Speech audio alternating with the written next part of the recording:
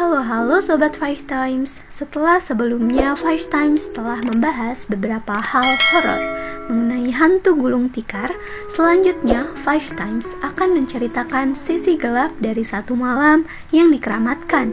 Jadi simak terus videonya sampai akhir ya. Suro merupakan bulan baru dalam penanggalan kalender Jawa yang bertepatan dengan bulan Muharram pada kalender Islam. Karenanya, tahun baru Islam 1 Muharram dalam kalender Jawa dikenal juga sebagai 1 Suro. Bagi sebagian masyarakat Jawa, khususnya wilayah Yogyakarta dan Solo atau Surakarta, masyarakatnya masih memegang teguh ajaran yang diwarisi oleh para leluhur mereka, yaitu tradisi malam 1 Suro yang dianggap sakral, keramat, serta kerap diwarnai dengan banyak ritual khusus di dalamnya.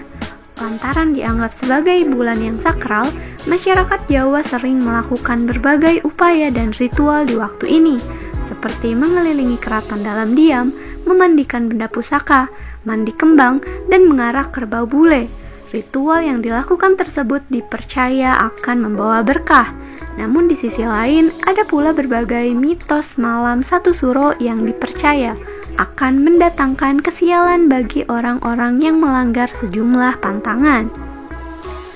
Terdapat pula beberapa rangkaian yang dilakukan masyarakat Jawa agar terhindar dari kesialan, seperti larangan keluar rumah di malam hari karena akan mendatangkan hal yang negatif.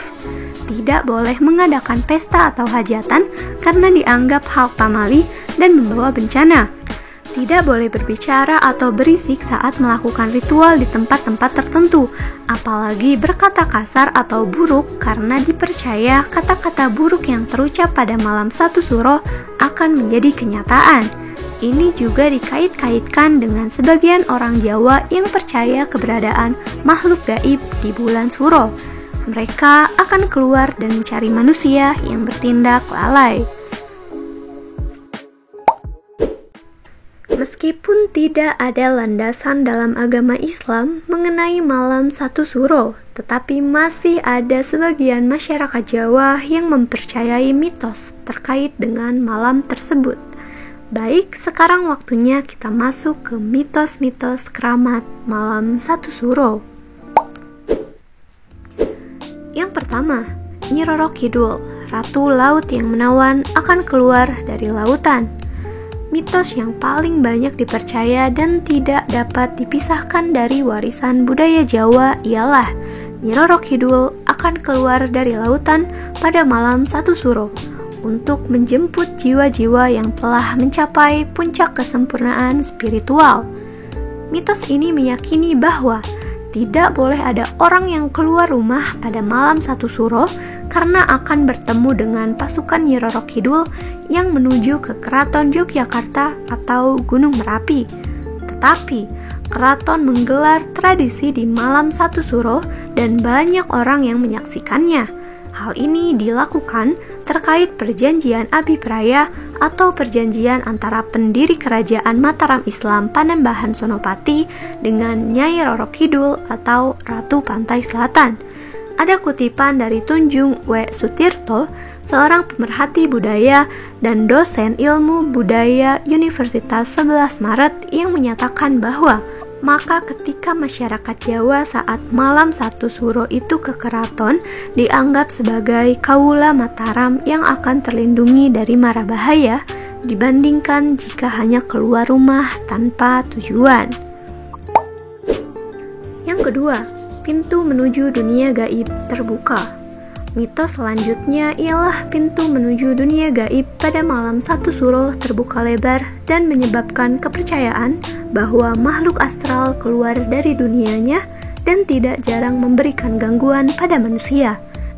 Ada yang percaya bahwa arwah leluhur berkunjung ke dunia manusia, sementara yang lain mempercayai adanya makhluk-makhluk gaib seperti kuntilanak atau genderuwo yang berada di sekitar kita pada malam tersebut.